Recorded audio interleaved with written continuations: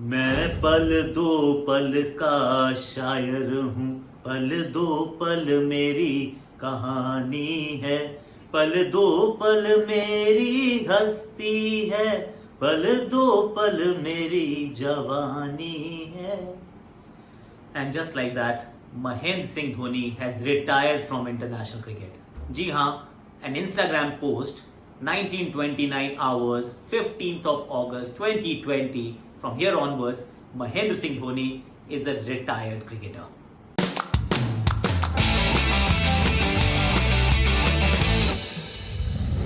कुछ चीजों का आपको हमेशा पता होता है कि होने वाली है, आप उनका इंतजार तो नहीं कर रहे होते, पर आपको मालूम है इट्स इनएविटेबल। मतलब ये होना है। अगर एक साल से क्रिकेट नहीं खेली है, हर सिलेक्शन से पहले मतलब बात होती है, बाद में बात होती है, पर उन्होंने अपने आप को कभी अवेलेबल करवाया नहीं। अब धोनी के जहन में क्या चलता है वो सिर्फ धोनी जानते हैं। ये बात तो हमेशा की तरह हम बार बार रीइटरेट करते रहते हैं, लेकिन ये मालूम तो था कि शायद ये खिलाड़ी वापस ना आए खेलने के लिए, लेकिन वो होता ना, पता है कि होने वाला है, पर आपका दिल चाहता है कि ऐसा ना हो। कि आप अभी भी वो आस लगा के बैठे हैं, जब तक वो मतलब फाइनलिटी नहीं आती उस चीज को, तब तक आप आस लगा के बैठे होते हैं कि शायद दोबारा धोनी हमें वो नीली जर्सी में खेलता हुआ दिखेगा। आज तो मैंने वैसे पीला पहना है, क्योंकि पीले में हम अभी भी उनको देखेंगे, नीले भारत के नीले रंगों में नहीं देख पाएंगे। और सफेद रंग को तो उन्होंने बहुत पहले अलविदा कह दिया था। और जाने का जो तरीका है, लेट्स स्टार्ट विद दैट, कि बहुत सारे legends, he deserved a phenomenal farewell. जितना बड़ा फेयरवेल हो उतना उनके सामने छोटा पड़ जाता है, लेकिन Dhoni doesn't care, didn't care. एक इंस्टाग्राम पोस्ट यार, एक इंस्टाग्राम पोस्ट, उसके अंदर वो गाना आता है और and that's about it. All the memories encapsulated in that little few minute video. क्या करते हो धोनी यार, but that's what Dhoni is, that defined Dhoni. क्योंकि धोनी की जो बात मुझे बहुत अच्छी लगी, बहुत अलग लगी सबसे, वो ये थी कि केयर फ्री बहुत रहे। मतलब केयर फ्री है पर केयरलेस कभी नहीं। अब इन दोनों में अंतर क्या होता है? एक होता है किसी चीज की परवाह नहीं करनी यार, I really don't care what you think, I will do what I think is right. लेकिन ऐसे जो खिलाड़ी होते हैं, जो केयर फ्री होते हैं ना, बहुत बार केयरलेस हो जाते हैं, फिर वो बेपरवाह हो जाते हैं। मतलब किसी की परवाह ना, या किसी चीज की, आपकी सोच की परवाह ना करना एक बात है, लेकिन ना बेपरवाह हो जाना वो अलग बात है। सो केयर फ्री रहकर केयरलेस ना होना, it was unbelievable what Dhoni did. The other thing that stood out for me was कि किस प्रकार से उनको पता था कि मूवमेंट की इंपॉर्टेंस क्या है। 28 साल बाद इंडिया वर्ल्ड कप जीता, वानखेड़े स्टेडियम, 2 अप्रैल 2011। धोनी कप्तान थे, और कप्तान को पता होता है इस बात का कि ये बहुत बड़ा लम्हा है, शायद इतना बड़ा लम्हा मेरे करियर में दोबारा नहीं आने वाला। तो ऐसे में क्या करता है कप्तान? कप्तान चाहता है कि मैं सेंटर स्टेज लूं, क्योंकि सारे विश्व को ये पता चलना चाहिए कि महेंद्र सिंह धोनी कैप्टन थे उस समय जब भारत जीता। इनफैक्ट छक्का मार के मैच जिताया है यार। वर्ल्ड कप जीतने में स्टील्डेड विद अ 6। लेकिन उन्हें ये बात बहुत अच्छी तरह से पता थी कि it's not about me, of course it's about India, but it's also about Sachin Tendulkar. क्योंकि तेंदुलकर के लिए ये आखिरी वर्ल्ड कप है, और तेंदुलकर का वर्ल्ड कप जीतना उनके अपने पर्सनल वर्ल्ड कप जीतने की खुशी से शायद ज्यादा आगे उन्होंने रखा। उन्होंने कहा, सचिन पाजी, ये आपका दिन है, ये आपकी रात है, ये आपका मोमेंट है, ये आपका लम्हा है, आप आगे चलिए, मैं पीछे पीछे। वर्ल्ड कप जीता है यार, वर्ल्ड कप 1983 के बाद 2011 में, और उसमें आप पीछे खड़े हो जाएं और आगे ना आए। वो अनबिलीवेबल काम वो उन्होंने किया कि मोमेंट को जानते हैं, उसके महत्व को जानते हैं, लेकिन never got overwhelmed with what was there on offer.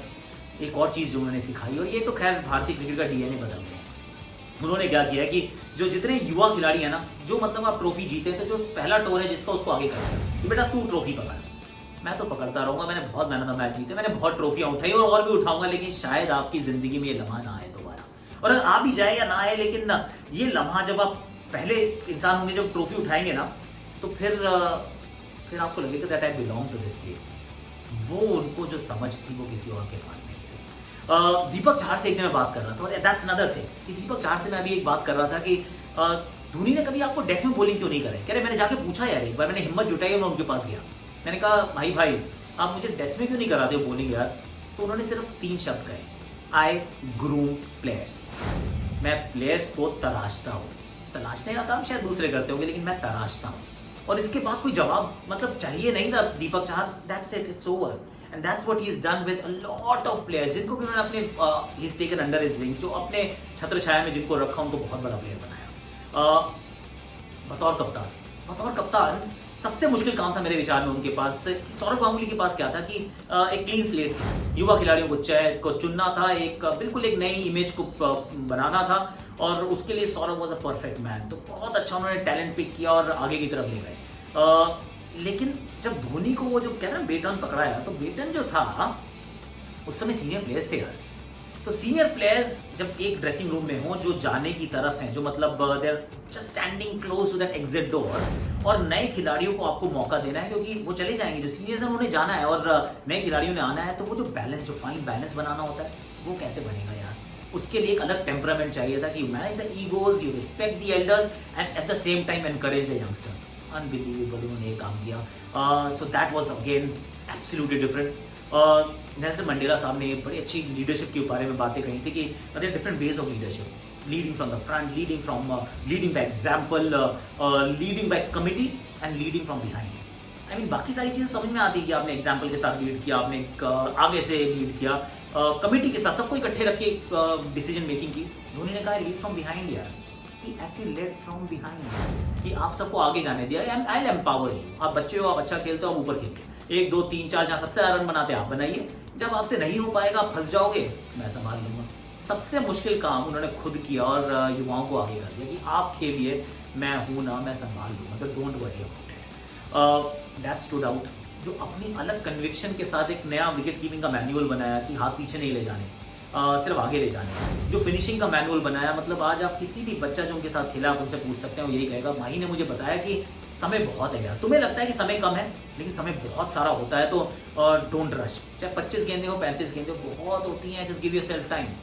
एक फिनिशिंग मैनुअल लिखा उन्होंने। तो क्रिकेट की जब भी किताब लिखी जाएगी इवेंचुअली, तो उसका फिनिशिंग चैप्टर तो महेंद्र सिंह धोनी खुद लिखेंगे या उनके ऊपर लिखा जाएगा। He is been that kind of a player. And before I go, ये तो मतलब 2 चीज़ें एक्चुअली बहुत इंपॉर्टेंट की, एक तो ऐसे चले जाना कि बाकी बहुत सारे लेजेंड्स को तो मतलब ये मतलब वो टीस रह गई मन में कि हमें अच्छा फेयरवेल नहीं मिला। तो आज तक वो थोड़ा सा रिग्रेट है लोगों को। महेंद्र सिंह धोनी ने इंस्टाग्राम पे अनाउंस किया यार, टेस्ट क्रिकेट से रिटायरमेंट ऐसी अनाउंस कर दी थी, middle of the tour, thank you very much, नहीं करना मुझे यहाँ खेलना है, I am done. 100 test match के बहुत करीब थे यार, लेकिन नहीं, landmarks, milestones, that didn't matter to him that much. और जो last but not the least जो मैं कहानी Mahendra Singh Dhoni with yellow the Chennai Super Kings, एक चीज उन्होंने सिखा दी सबको, हमको बता दी, पहचान करवा दी कि अगर उनको बच्चों की टीम भी दे देना, अंडर 19 की टीम भी दे दे, तो फाइनल 4 में तो पहुंचा देंगे। कि किस तरीके से चिड़ियों से बाज को लड़वाना है, वो काम उन्होंने कर दिया था। चिड़ियाँ इकट्ठी की, चिड़ियों से जब बाज आप लड़ाए तभी तो कहते हैं ना वो कि आप काम करके कुछ कर दिखाएं, तो वो काम उन्होंने किया यार। चेन्नई सुपर किंग्स से अगर आप धोनी निकाल लें तो आप कहेंगे शरीर में से आपने आत्मा निकाल ली। और जब तक वहाँ पर है तब तक चेन्नई सुपर किंग्स का झंडा है वो ऐसे ही लहराता रहेगा। पीला जो है वो बहुत बार बहुत सारी टीमों पे ज़्यादा छाता रहेगा। We enjoyed you in blue, absolutely we did. और भी बहुत कहानियाँ एक्चुअली मैं कल पूरे और तरीके से शेयर करूँगा यूट्यूब पे, फेसबुक पे, मेरे चैनल्स पे। प्लीज़ आप वहाँ ज़रूर आइएगा, क्योंकि we are going to dedicate this Monday to Mahendra Singh Dhoni and his brilliance and his class and his genius. We'll all do that. We'll miss you, Mahi, in India Blues. But then Chennai Super Kings के yellows में देखने के लिए आपको हम सब बेताब है। तो wishing you a very very happy, successful, healthy and peaceful second innings as a former cricketer, like as a retired Indian cricketer, not a former cricketer, still playing, as a retired Indian cricketer। हम सब की तरफ से, हमारे सब ये आकाशवाणी, आकाश जो हमारा जो पूरा इतना बड़ा परिवार है, हम सब की तरफ से आपको बहुत बहुत शुभकामनाएं। चलिए भाई लोगों, अब जाते जाते लाइक कीजिए, शेयर कीजिए, सब्सक्राइब कीजिए, कमेंट कीजिए और नोटिफिकेशन घंटी बजा दीजिए।